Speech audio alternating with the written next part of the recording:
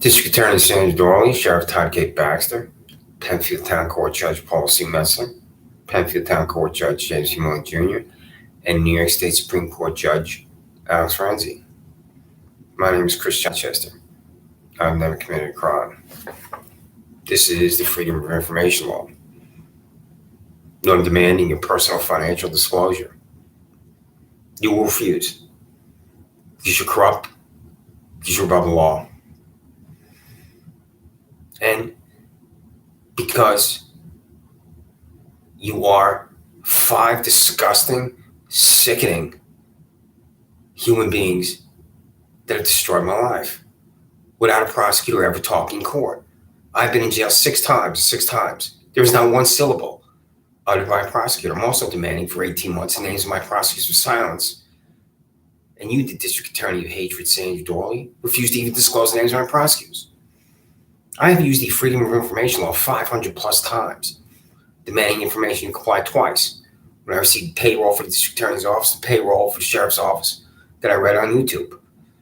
That was 12 plus months ago. So here it is again, the Freedom of Information Law. I'm going to read these 5 documents. This language is general language, and that's why you refuse to comply with it.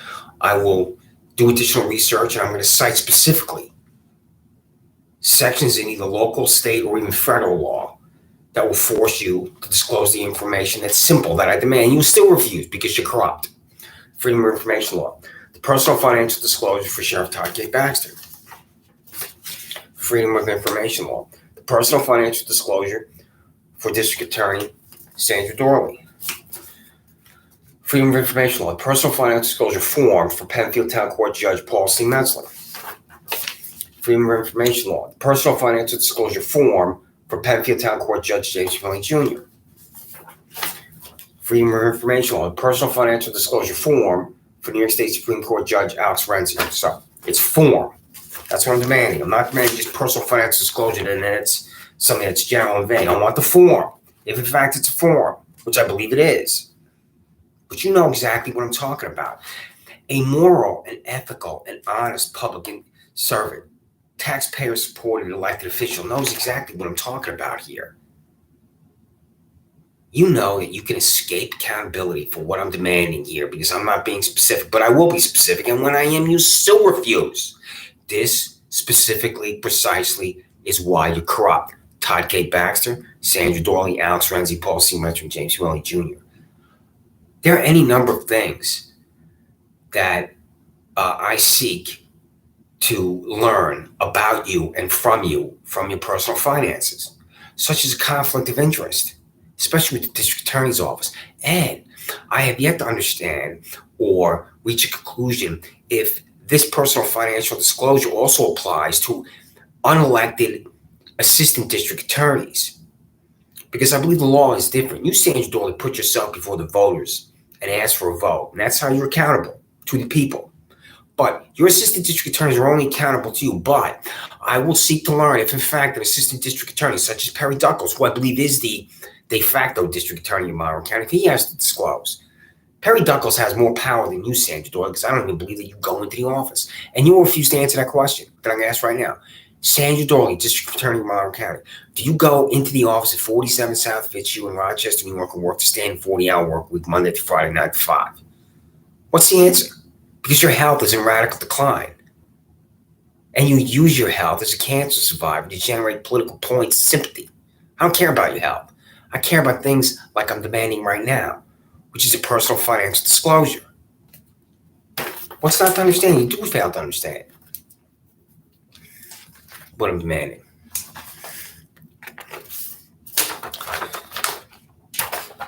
I have used the Freedom of Information Law. Here it is. This is October 3rd.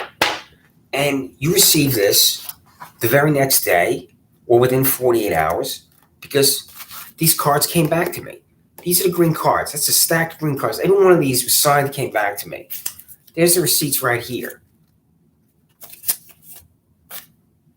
And I'm going to write this tomorrow and put it in the mail again. On the 13th. On October 13th, October 15th, and October 17th, you'll receive this again. Which I'm going to read this again today. I'm going to tell you what you already got over and over and over. The main thing I'm interested in right now is where's your money? I will tell the control state of New York Times P. Napoli to audit you and your offices. I do not know if the control has any power over you to compel you to disclose your personal financial disclosure, but I'll find out. The powers of the statewide elected officials, the Attorney General, Controller, and Governor in Albany are extraordinary. And if the control of the state of New York can force you to disclose your personal finances, I won't be surprised. I don't think he can do that. But I will seek guidance from the offices of statewide elected officials who have power and regulatory control over you to force you to disclose information. And the hypocrisy of you is sickening and nauseating. You demand information every single day in criminal cases. I'm demanding information from you, and you're refusing over and over and over. It is at a level of obsession and how you refuse, because you can ignore me when I just email you, and I don't know how many people will watch me or even read this email, but when I'm contacting you and you're signing your names here, for example, Paul C. Metzler, this is Kristen Shapansky. You got this. Kristen Shapansky signed for you, Paul C. Metzler, 2 weeks ago to disclose a list of defendants in Penfield Town Court. I don't have a list of defendants. This is Alex Renzi. I can't make out this name. M. Mikens. I'm demanding the name of my prosecutor for Alex Renzi. This is also true. This is September 27th. Nothing from him. This specifically is why Alex Renzi is corrupt. Paul C. Metzler again. LC Voice, list of defendants before you, Paul C. Metzler. James P. Mulley Jr., LC Voice, list of defendants before you. And then for Sandra Doorley, this is Renee South, I think, RSP. And for you, Todd Baxter, that's, I think, I can't make that out, MFA RELIG. But everything I'm going to read here, you've got on these cards in the Freedom of Information Law. But the main thing I'm interested in right now is your personal financial disclosure. I am the victim, and I hate that word victim, but there's no other way around it.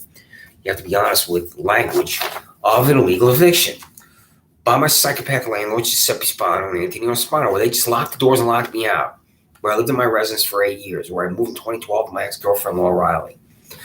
I have things in my home I will never see again that I've been on YouTube about. And I'm not going to relive and rehash that here, but I will talk about it again. And I will cite new things I don't have and new things that happened because of legal eviction. This is the destruction of my life. And what I had to do today, I had a box of things that define who I am, such as my birth certificate. I had this old, tattered, black and white birth certificate. I was born July 4, 1965 at Booth Memorial Hospital in Queens. And I used to look at it and think of my mother and father. I was born at 11:58 a.m. And I would make jokes to my mother. I would say, Mom, you couldn't wait 2 more minutes so I could say I was born at high noon? My mother would laugh, because that is a famous film starring the great Gary Cooper. And I believe he did win the Best Actor Academy Award for it. The ending of it is epic. And when I was at SUNY Stony Brook, I took a course on film study, and the professor chose High Noon to analyze. And then in part of this class is you would watch the film and then immediately write an essay. You didn't go home and think about it. You would watch the film and you have to write about it. And then the essay, extemporaneous writing, will be graded. So the reason why I say that is I used to make this joke, Mom, you couldn't wait 2 minutes.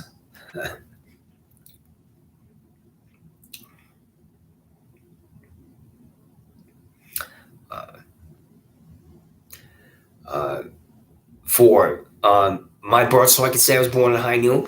Well, anyway, I don't have my birth certificate. My illegal eviction is gone. And I'll look at my birth certificate and think about my mother and father. So today, I had to write to the New York State Department of Health Bureau of Vital Records Certification to get my birth certificate. And this is it.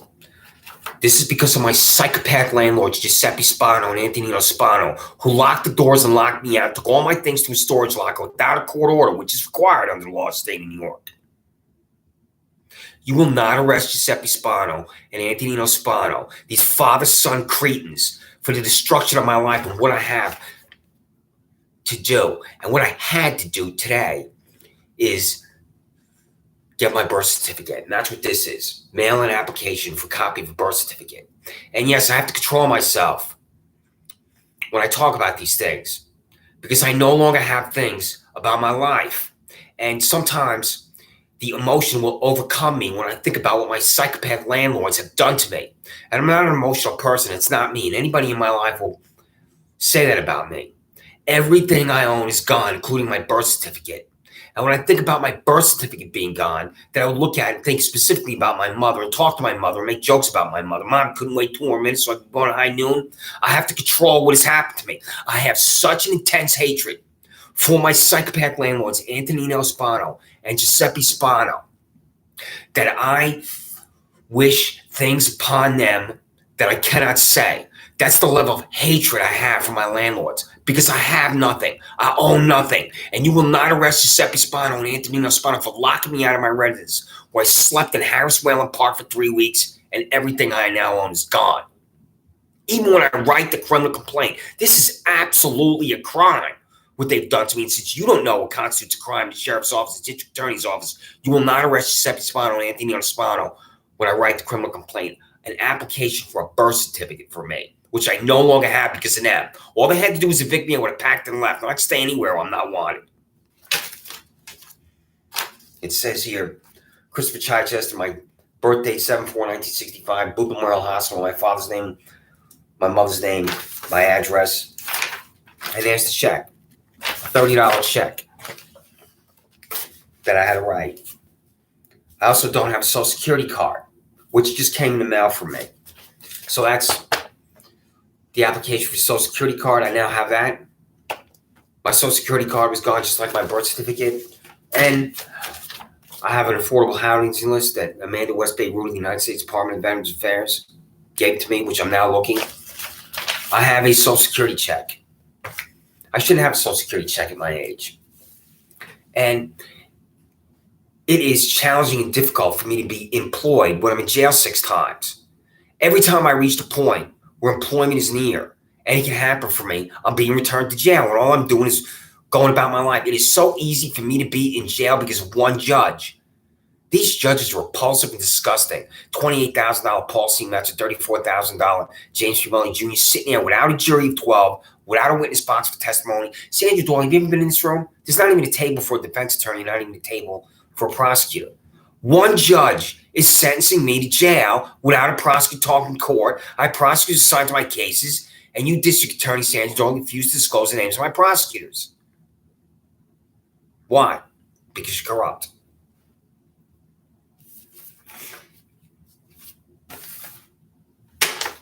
September 29th. A list of defendants in Penn Town Court for James P. Mulley Jr. This will include Jermaine Bettman. Why was he before you, James P. Mulley Jr.? Because he violently attacked me. Jermaine Bettman stands over me, Jim punches down, my head snaps back. Bettman goes free. I'm in Monroe County Jail being charged with harassment seconds, sitting in the back seat of Andrew Reality's Monroe County Sheriff's Office vehicle. I've said this to you, James P. Mulley Jr., on YouTube repeatedly and on an app I'm using called TikTok. It's nothing from you. You know where to contact me. How do you defend yourself, James P. Mulley Jr.? You let this violent criminal Jermaine Bettman go free. I've said this over and over to you. A list of defendants in Penn Town Court for Paul C. Metzler. Guess whose name is going to be on such a list, Paul C. Metzler? Can you process this, the widow Metzler? I'm extremely sorry, Paul C. Metzler, for the death of your husband, Eric Metzler, in 2011 at the age of 51. The unbearable pain that this had to deliver to you living alone with your dogs. Why do you think I bring up your husband, Eric Metzler, Paul C. Metzler? Because I'm trying to drive you crazy when I mention the fact that he died and he was 51 years old in 2011, and there you are as a widow. I hope that drives you up the wall when I refer to you as the widow Metzler and I cite your dead husband, Eric Metzler. You at one point, Paul C. Metzler, had total control over my life. I'm in Livingston County Jail in Geneseo, and my public defender, Regina Harper, came to see me, and she said, quote, the judge is holding you, end quote. You as one person, without a prosecutor ever told me, what, there you are holding me in that jail. And I had to go to the kiosk at Livingston County Jail, where I'm in there with the rapists, the murderers, the arsonists, the most violent criminals in Livingston County. And no one's telling me how long I'm going to be in there. So I'm in a jail in a county I don't live in Livingston County. And I'm not being told how long I'm going to be in there. And you as one person are, quote, holding me, end quote, in there, according to Regina Harper. How is this constitutional? I am astounded at the lack of regulatory control, supervision, oversight for judges in New York, because you, Paul C. Metzler, and you, James C. Mulley Jr., you, Alex Renzi, you don't think that you have to answer questions for anyone, and you don't. There is a Commission on Judicial Conduct. I'm not aware of its power. But the Department of Justice also has limited control over you because you're elected. You're elected with 6,000 votes. Alex Renzi's elected with, you Paul C. Metzler, elected with 6,000 votes. I don't know about James C. Mulley Jr. Alex Renzi's elected with 22% of the vote. He's in there in New York State Supreme Court, and 1/4 of the people in Monroe County voted for him. I don't know the results of his election. I have to look that up. I'm going to cite that again. But he's certainly not in New York State Supreme Court at 50%. So, price of violence. Paul C. Metzler, I've said this over and over. I'm violently attacked because of you, because you want me to pay for that court. I'll never cash this check. $61.39 is in my pocket when I was attacked at Wegmans. I was attacked at Wegmans. I was attacked at Penfield Public Library. I was attacked at Monroe County Jail, but attacked at other places because of you, Todd Baxter, and what you psychopaths are doing to me. And you, Todd Baxter, this is how you escape accountability. When a citizen of Monroe County is arrested, you should have an identifiable arresting officer. So when something happens, such as violence during an arrest, that identified arresting officer has to explain himself or herself. I go to Gold's Gym and Fairport. I don't know I'm being followed by your Monroe County Sheriff's Office. 5 vehicles converge on me. One of your employees exits his vehicle, runs at me, knocks me to the ground. My head slams against the concrete pavement. And I hear, quote, "Don't move, Chris." Your fellow psychopath, Todd Baxter, violently attacks me, sits on me, and says, "Don't move, Chris." Well, if there's an identified arresting officer for me, then I can ask that person who else was there, and I can also ask that person, the identified arresting officer, who violently attacked me. This is where there's no accountability. Todd Baxter, why isn't there an identified arresting officer for every citizen of Monroe County? Such as when I go to Penfield Public Library, and I sit down at the library computer, and a psychopath with the name Siemens walks in with another Monroe County Sheriff's Office employee. Siemens runs at me, takes his left arm, slams it into the right side of my head. I fell backwards. My head hit the ceramic tile of the library floor. I'm again violently attacked. Is Siemens my arresting officer? Is the guy with Siemens who kicked me when I was down on the floor? I'm being violently attacked by your psychopaths. This is why I use this word psychopath, Todd Baxter. Language requires precision. I use this word psychopaths because your criminals at the Monroe County Sheriff's Office with the guns and badges are violently attacking me for no reason whatsoever. I believe a reason is because I read the salaries on YouTube. You all know you pay because of me. You're welcome, Todd Baxter. I have been on this app, TikTok, where I'm talking about you, Todd Baxter. And I went to the post office. I'm looking for the date on here. This is September 28th. And when I'm on TikTok, sometimes I'll put the title of it above my head. And it says right here, I'm going to hold up. This is on September 28th. If you can see it. That's me, because when I left the post office, I took my phone out. I stood in front of the post office. Now I'm going to read that language. I don't know if you can see it clearly. This is the Freedom of Information Law. September 29th. How long ago was that, Todd Baxter and Sandra Doorley? And that language on that TikTok says 19 foil documents for Todd Baxter, Sandra Doorley, Alex Renzi, Paul C. Metzler, and James C. Mulley Jr. 19 foil documents. Now that is on September 29th. And then I sent it to you again on October 3rd. Right here. Every document here you've received over and over and over, 20 times, 30 times. I'd have to go and count the number of times because I will email a copy of every document in PDF to my email, and then that stays in my Gmail account. So every time I've contacted you with these documents, they're all on my Gmail. My multiple Gmail accounts have every single file I've sent you. That's how I know it's over 500. It could possibly be more than 700. I don't know the exact number, but it's definitely more than 500. And you've collided with 2. This specifically, precisely, is why you're corrupt. I can't even find out the names of my prosecutors' silence. How my jailer prosecutor doesn't talk in court? How does that possibly happen? to any citizen. How does any citizen lose their birth certificate because of an illegal eviction? Todd, Baxter, Sandra, does that matter to you at all? The fact that I don't have a birth certificate? The fact that Giuseppe Spano and Antonino Spano did this to me by that birth certificate? Now, you, James Mulley Jr., this is me again on this app. This is September 16th. This is a month ago. I don't hear anything from you. My address is on you. When I contact you on this app, James Mulley Jr., and if you're not blocking me, you will see that it says violence, James Mulley Jr. in Penfield Court. And I talked about that. I've said to you, James Mulley Jr., over and over and over, that you embrace violence. And you're refusing to send me a list of your defendants in that little disgusting, sickening, nauseating star chamber that is Penfield Town Court. Here you are driving by Wegmans. Again today, I'm walking down East Main Street, and there's your Monroe County Sheriff Office vehicle on Aqueduct Street, right next to Canandaigua National Bank. Why are they there?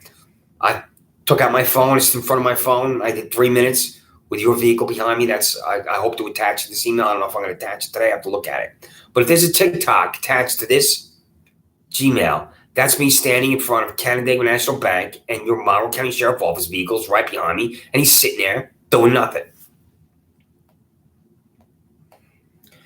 Walking through the parking lot, I've said this over and over. How do you possibly employ $67,000 cop from hell, Shannon Meyer, for walking through the parking lot? And here's my neighbor with his dog walking through the parking lot. I'm not going to dwell on that because I'm demanding information. And this is not a list of defendants, Paul C. Metzler and James Mulley Jr. I have not gotten to the point yet where I'm going to open this thing because it's going to nauseate me. I demand a list of defendants, and I get language telling me to have go sex with myself. Todd, Baxter, when I was demanding your payroll, you also refused. So this is United Parcel Service that you received. This is on September 26th. And this is October 3rd. I'm not going to read every one because I'm going to do that tomorrow. But not only do I mail it to you, where you sign for it, the UPS or registered mail return receipt, I put it in email. And it says, mail the information I demand in the 18 attached Freedom of Information Law documents dated September 27, 2022 on the foil. You will receive this documentation via certified mail return receipt, which is right here. Resign. And I call this defiance. If you look at defiance on YouTube, TikTok, foil, registered mail return receipt, Todd, Baxter, Sandra, Doorley, Alex, Renzi, Paula, C. Metzler, James Mulley Jr. Everything I just demanded. Your personal financial disclosure you got here. Because I've only demanded your personal financial disclosure once before, and you got it here. And when I say you got it, this is the beauty of Gmail, where the number of recipients, I believe, is unlimited. Well, I know I can send to at least 100, and that's everybody. That's every employee that I can reach at the district attorney's office, sheriff's office, Penfield Town Court, Alex Renzi, and other individuals, such as civilians, like the building at 2025 Penn Bureau called Consumer Insights, where you put the camera also named the surveillance device. You bought a camera called surveillance device, put it on that building. That's sick lunatic fringe. When I state the sick lunatic fringe, I'm stating what you are, Todd Baxter. I've seen the images. You can't lie about that anymore. I'm demanding how much you paid for it. Is it private technology? Did you buy it, put it on a building for me? Well, everybody here, on this email, everything I've said to you, as far as the facts and circumstances of me being violently attacked, I've said this on the app called TikTok. I've said this on YouTube. I've said this in writing. Are you going to say that you don't know who I am and I was trying to contact you when I finally get to the point where I contact the United States Department of Justice and Attorney General Merrick Garland, Assistant Attorney General for Civil Rights Kristen Clark, United States Attorney for the Western District, Trinity Ross, the Office of Governor Kathy Hochul? I can just say you don't know who I am. I wasn't trying to contact you, even though I have cards coming back to me in certified mail, registered mail return receipt. Over and over and over, I'm demanding information from you and you're refusing to provide it for me. The reason why I seek the names of my prosecutors is to humiliate these people who are watching me delivered to jail without talking. And because the Appellate Division of State Supreme Court is when attorneys disbarred in New York. And when I received the names I will seek to display my prosecutor's silence. I'm particularly interested in the 5'2" three-piece suit boy before Paula Metzler. And the other thing I'm demanding, Sandra, that you refuse to provide is the dates of my court appearances. I know when I've been in court, but I do not have certainty at all about the dates. Every time I've been in court, I want to know the date. And because when I went up to this 5'2" three-piece suit boy, that Regina Harper said to me, quote, the prosecutor's not backing down, end quote. And I said to him, you're going to stand there and stone cold silence and I can say one word. And that's exactly what he did. So what's his name? You know exactly who I'm talking about. Perry Duckles. Do you talk at court, Perry Duckles? Perry Duckles, where's your ethics and your morality and your integrity? Where I'm on here relentlessly, where I'm demanding some information. If you're watching me, are you blowing me off? Because you can block me and not watch me. I don't know what you do. But I am attempting to contact you for the disclosure of information. So if you're watching me right now, Perry Duckles, and you're listening to this language, and my language is what are the names of my prosecutor's silence, and what is the name specifically of my prosecutor before Paula Metzler, and you are refusing. Why? What is wrong with you at that district attorney's office? And what's wrong with you is you're corrupt. So.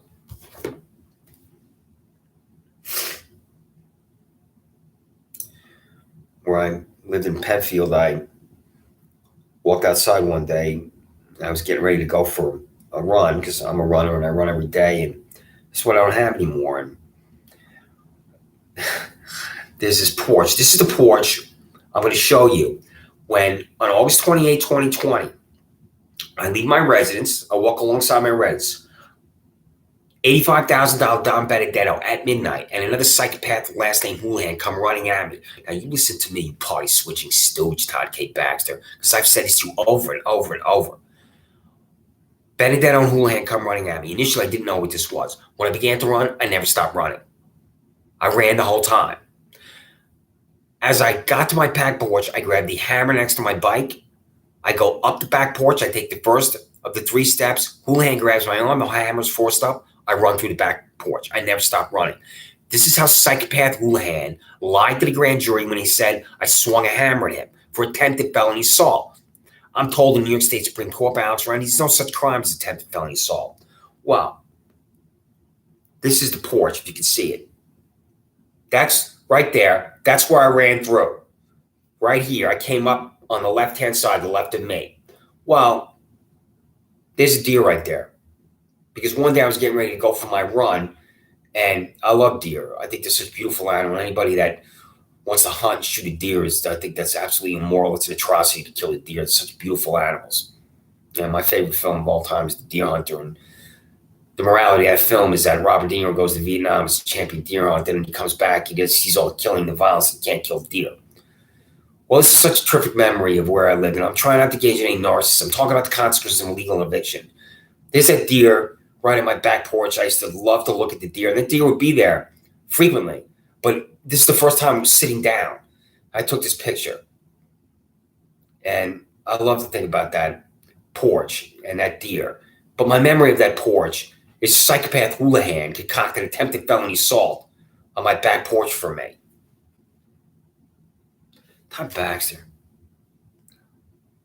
how do you explain to the United States Department of Justice that there's $85,000 Don Benedetto and Houlihan right there on that back porch I'm showing to you? They're stalking me that night. They're walking around outside my residence, Houlihan and Benedetto, when there's real crime in Monroe County waiting for me to come outside. And why? I know why. And that's lunatic fringe too. You tell me why. I'm not going to state it. You tell me why you sent Houlihan and Benedetto to my residence on August 28th, 2020. Where I ran right through that back porch I just showed you.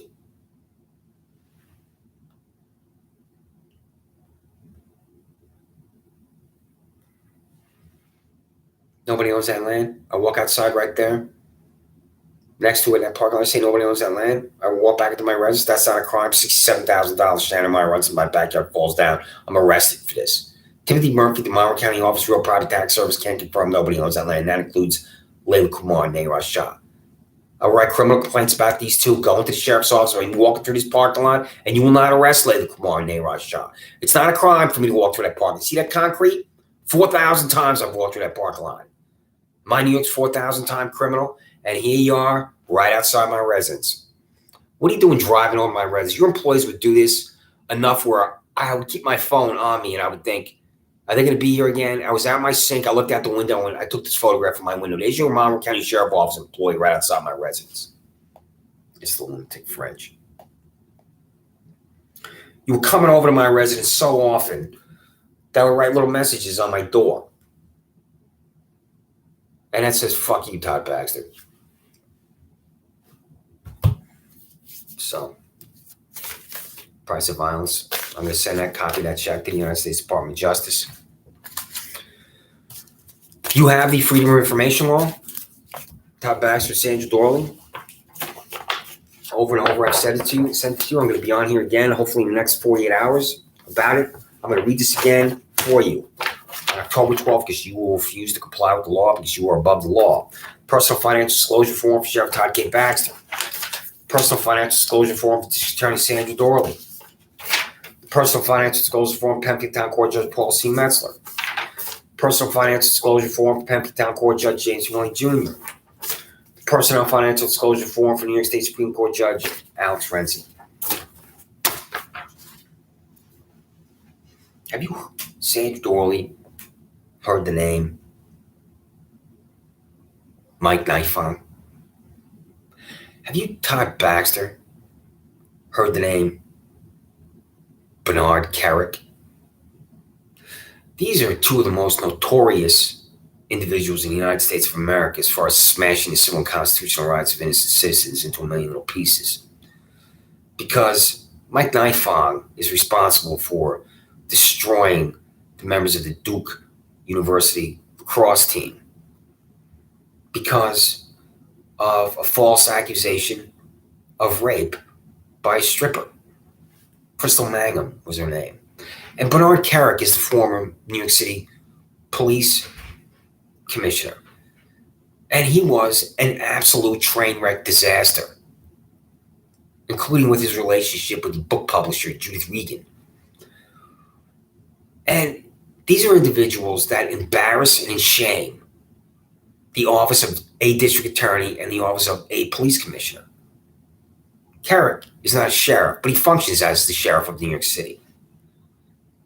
You, Sandra Doorley, the Mike Knifon of Monroe County. You, Todd Baxter, and the Bernard Carrick of Monroe County. Resign. My name is Christopher Chichester. I have never committed a crime.